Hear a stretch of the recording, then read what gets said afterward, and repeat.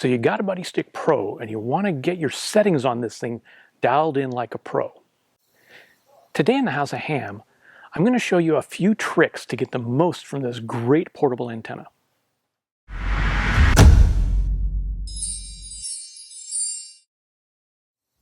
Welcome to the House of Ham. This is Bob, WV7W, and today I'm going to show you how to quickly get this great little antenna system set up as close to perfect as possible. Now the Buddistick Pro is a great portable antenna, and you want to see my full review on it, just click on the card above or in the link in the description. The Buddistick instructions tell you to set the clip to a particular turn of the coil and adjust the SWR with the counterpoise. When you do it this way, you may have noticed you cannot get the SWR down as low as you want it. The reason for this is you are only adjusting one half of the antenna system. Now the Buddistick uses an elevated counterpoise, which must be tuned, unlike ground radials, which just provide a ground plane. Now, although the recommended settings are actually pretty good, the conditions at your specific location may make it so you do not get as close of a match as you would like. Now, when you get both the vertical element, the coil, and the whip balanced with the counterpoise, at the frequency you are targeting, you achieve resonance and a 50 ohm match to your radio. To use this method, you're going to want to use an antenna analyzer, and with the advent of the Nano VNA, this doesn't have to break the bank. Now I'll be using the Rig Expert stick, but pretty much any antenna analyzer will work so long as it can display the impedance, reactance, as well as the SWR. Now I know you may be asking why you cannot just use the SWR meter on your rig to do this, and the real answer is you could, but it will take much longer and can be frustrating. The analyzer gives you a graphic indication of not only where the SWR dip is, but also what the SWR at that dip is.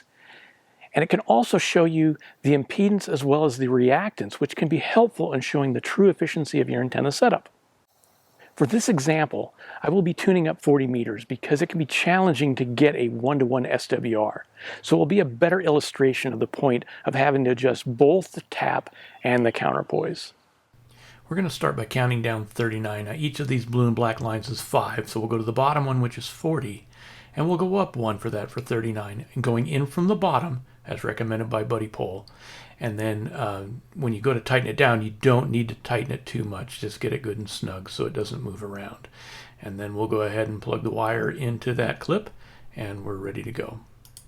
So we're going to start by going to the ham screen, and for 40 meters, and you'll notice we have a 1.33 SWR at 7.083 megahertz.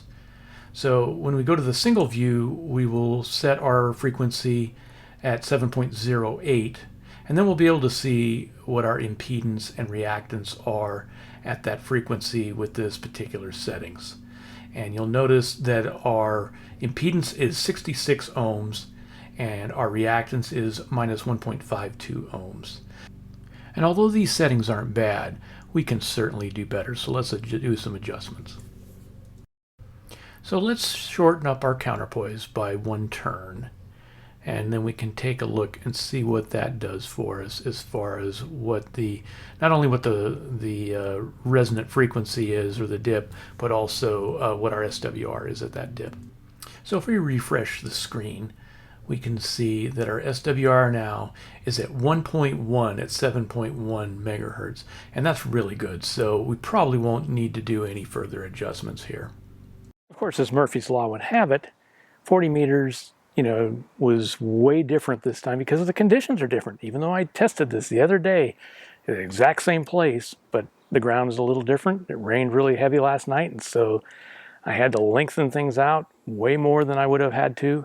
And then when I dialed it in, it got really close, and the other day it wouldn't. So that's why you need to be able to adjust both pieces of this. So we went ahead and we're going to go ahead and do 20 meters, and I'll show you what it's like on 20 meters, and we'll do some adjustments on that. So let's see what we can do. So when we check the recommended settings, we will notice that our SWR is at 1.36 at 14.33 megahertz. So we can definitely do better on this. So to get that frequency down, let's go ahead and extend the counterpoise by 1 turn. And then when we check this on the analyzer, you'll notice that even though the frequency has gone down to 14.15, the SWR actually went up to 1.47. And we can enter in the frequency and we can check the impedance and the reactance. And you'll notice that by setting the frequency to 14.150 that the impedance is actually only 38 ohms and the reactance is at about 11 ohms, and so we need to do some other adjustments. So since lengthening the counterpoise made the SWR go up, what we need to do to balance the antenna is to lengthen the antenna element or the coil. So what we're going to do is we're going to move this clip a quarter turn longer. So we're going to move it to the left around this this form, a quarter turn into the next slot, and we're going to tighten it down, and that will make the antenna electrically longer. And so that should balance out the longer counterpoise. Now we'll have to adjust the counterpoise as well, because now it will be the frequency will be too low. So you can see that we're now at 13.85 but a 1.34 SWR. So SWR is better.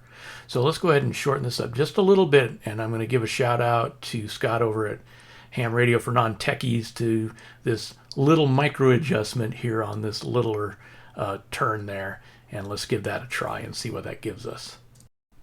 So after this little adjustment, we're at 1.06 SWR at 14.070, and we're going to call that good. And if we go in and we enter in our frequency and check the impedance and the reactance, you'll notice that our impedance is at 53 ohms and we're at about a 0.2 ohm reactance. So we're going to call that good. You're not going to get too much better than that. So with a little bit of practice, you can get this thing dialed in pretty quickly.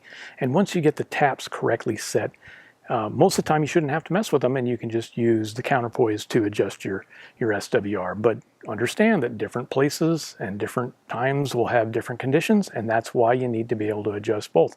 Sometimes all you have to do is do a little bit of adjustment on the whip to bring that exactly where you want it. You don't want to do too much, because every little bit of whip you take out is less wire out there for to radiate. So you want to use that gingerly. I would say if you have to go more than a couple of inches, then you might want to consider adjusting the coil. Remember, the least amount of coil you can have in there is the least amount of Q. You'll get better bandwidth. So if you like this video, consider subscribing for future, so you know when there's future content, and maybe hit that like button if you like it. And until next time, this is WV7W 73s.